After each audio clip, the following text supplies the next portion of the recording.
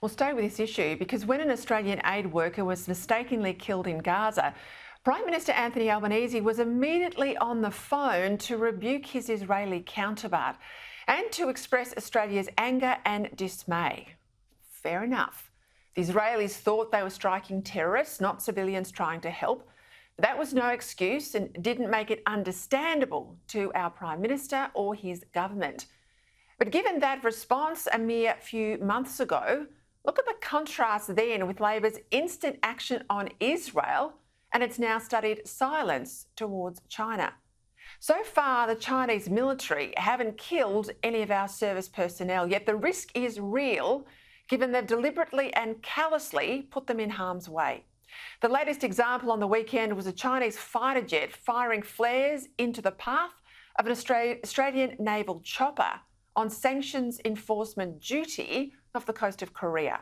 When this incident was uncovered by the media, remember the government didn't call a press conference here to disclose it.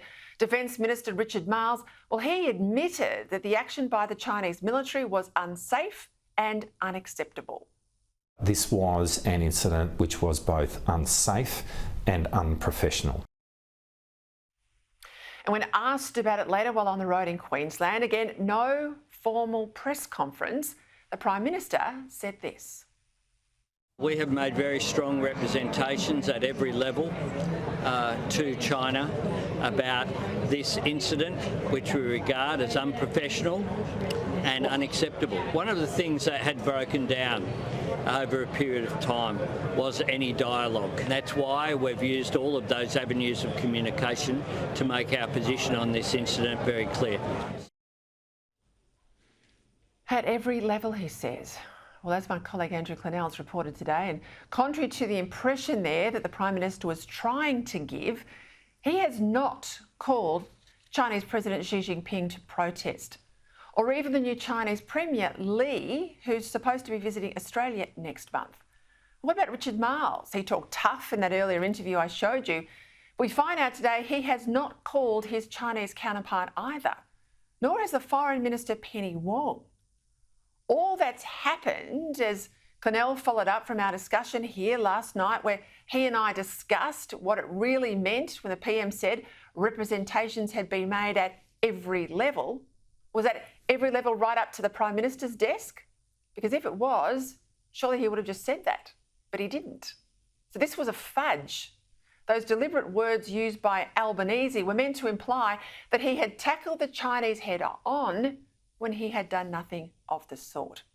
And shockingly, what's been uncovered was that the Australian Prime Minister might have talked tough when pushed on the threat to our military from the Chinese fighter jet, but he's done nothing at all. Nothing at all at a political level to signal Australia's displeasure with the Chinese.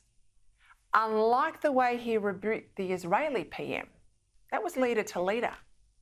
Any wonder, given how weak this Labor government is when it comes to China, that we then get this response from Beijing, an arrogant declaration that whatever happened, it was Australia's fault, says the Chinese, for daring to be in international waters close to China.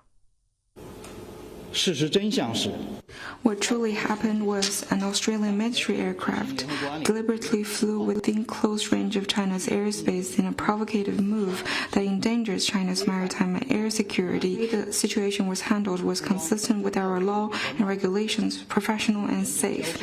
China has lodged serious protests to the Australian side on its risky moves. We urge Australia to immediately stop the provocations and hypes to prevent misunderstanding and miscalculation. The last time something like this happened, the sonar attack late last year on Australian Navy divers, well, news of that incident was withheld for some time, presumably so the Prime Minister wouldn't be put under pressure to raise the issue with President Xi when they were together at the G20 in the United States. Instead, the first the media heard about the altercation back then was when the PM's plane was safely in the air and on its way back to Australia. But there's a pattern here, isn't there? We're brave with our friends, but weak with our foes. Happy to rebuke Israel, but deeply reluctant to confront China, even though Israel never intended harm, but China plainly did. It was much the same in June 2022 when a Chinese fighter jet released flares and chaff in the path of an Australian maritime surveillance plane. And maybe the government silence then could have been justified by a new government's desire to reset the relationship with our biggest trading partner. That incident could be put down to perhaps an overzealous pilot. Well, maybe once they can say that, but not twice, and certainly not 3 times now. Yet still the Albanese government's reluctant, scared perhaps, to speak truth to power. Today, when pushed on this, the Prime Minister again tried to dodge the seriousness of the issue. I have said that we'll cooperate with China where we can, we'll disagree where we must, and we'll engage in our national interests. This is an area of disagreement. He's just running the lines. Government sources have been putting it around today that the Prime Minister will raise all of this behind closed doors with Premier Li next month.